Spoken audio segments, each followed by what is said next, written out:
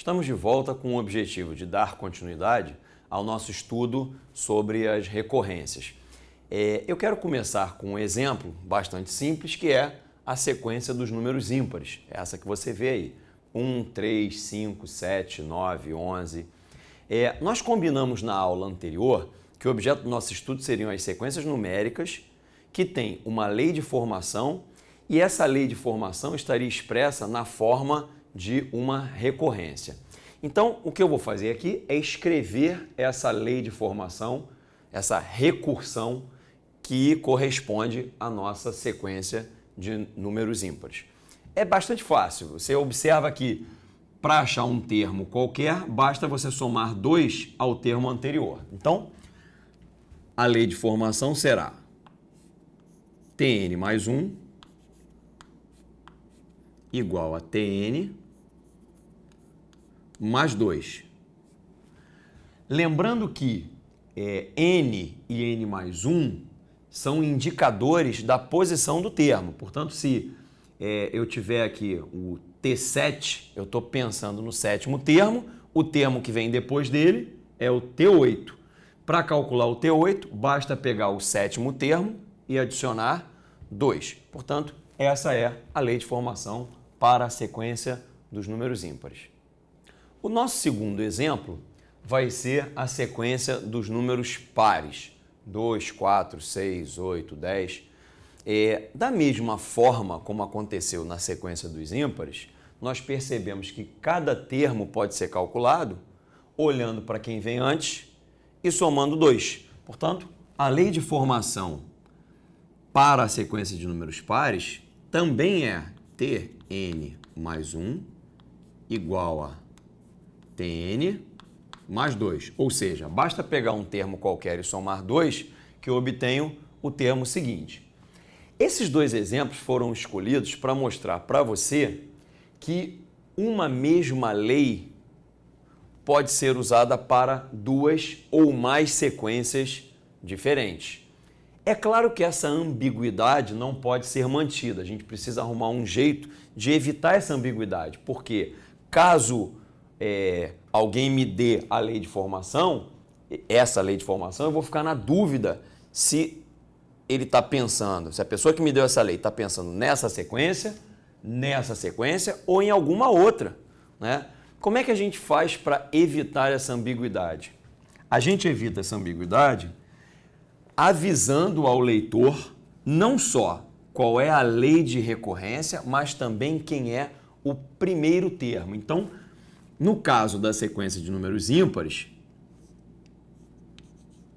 eu não só escreverei a lei de formação, como também informarei que o primeiro termo é 1. E esse par de informações é suficiente para definir essa sequência aqui. No caso seguinte, o termo inicial, ou seja, o T1, vale 2. Esse par de informações é suficiente para descrever a sequência dos números pares. No nosso terceiro exemplo, eu vou usar a mesma lei de formação usada anteriormente, mas o T1 agora vai ser raiz de 5. Esse par de informações vai descrever uma sequência diferente das duas anteriores. Aliás, esse exemplo foi escolhido dessa forma para chamar a atenção para você de que os termos de uma sequência não precisam ser números inteiros ou números naturais, podem ser números reais. Então, o primeiro termo será raiz de 5. Para calcular o segundo termo, basta que eu adicione 2. Então, o segundo termo dessa sequência é raiz de 5 mais 2. E o terceiro termo, para ser calculado, basta que eu adicione 2 ao segundo termo. Então, o terceiro termo será raiz de 5 mais 4. E o próximo, raiz de 5 mais 6, raiz de 5 mais 8. E assim por diante. Portanto, uma sequência diferente das duas anteriores. No nosso quarto exemplo, a lei de formação é Tn mais 1 igual a Tn mais 6. Isso quer dizer que se eu pegar um termo qualquer da sequência e somar 6, eu terei o termo seguinte. E o primeiro termo dessa sequência é 4. Portanto, a sequência definida por esse par de informações é 4, que é o primeiro termo, mais 6, 10, mais 6, 16, mais 6, 22 e assim por diante. Esse tipo de sequência é um tipo bastante famoso, é dos mais famosos. Essa sequência que nós descrevemos aqui trata-se de uma progressão aritmética.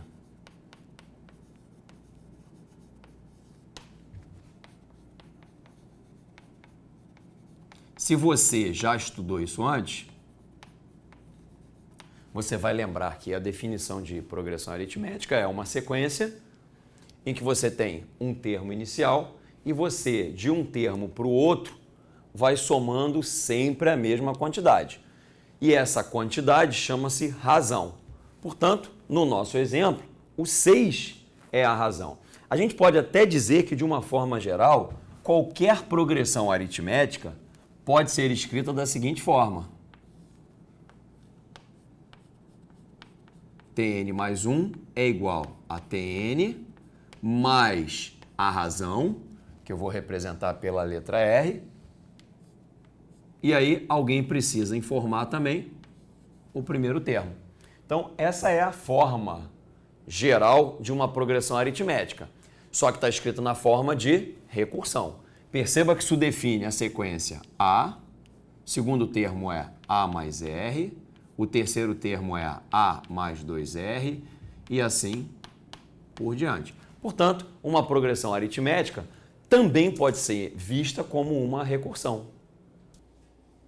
Para você não ficar imaginando que as leis de formação sempre tem que ter uma soma, eu criei uma lei de formação agora com uma multiplicação. Então, a nossa lei de formação, de recorrência, diz que se você pega um termo qualquer da sequência e multiplica por 3, você obtém o termo que vem logo depois, o sucessor. E essa sequência começa pelo 2. Então, a sequência que está definida aqui, que está descrita por essas duas informações é, primeiro, o 2. E para achar o termo seguinte, nós vamos pegar o T1, o primeiro termo, e multiplicar por 3. Isso vai dar 6. Para achar o próximo termo, eu vou pegar o 6 e multiplicar por 3. Isso vai dar 18. E o seguinte, eu vou pegar o 18 e vou multiplicar por 3. Isso vai dar 54. E assim por diante. Perceba que esta sequência, esse tipo de sequência, também é um tipo muito famoso de sequência. Na verdade, trata-se de uma progressão geométrica.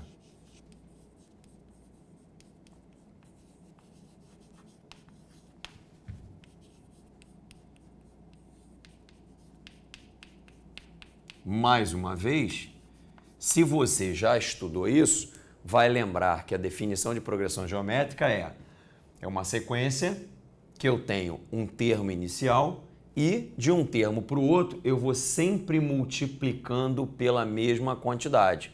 E esta quantidade também se chama razão. A gente acaba usualmente simbolizando a razão pela letra Q.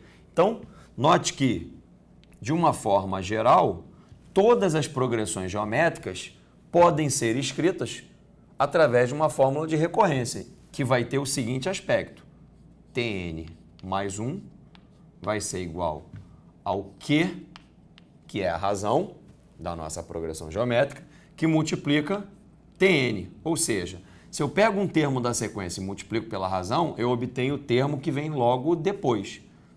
E eu tenho um primeiro termo que é conhecido. Note que esse formato aqui define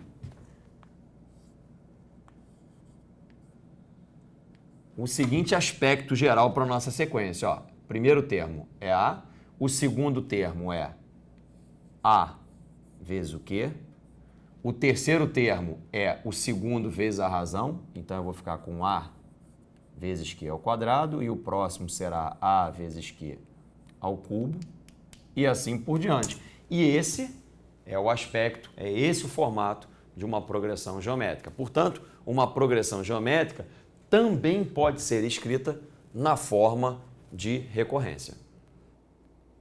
A gente para por aqui. Eu espero você para a próxima aula, em que a gente vai trabalhar exemplos um pouco mais rebuscados.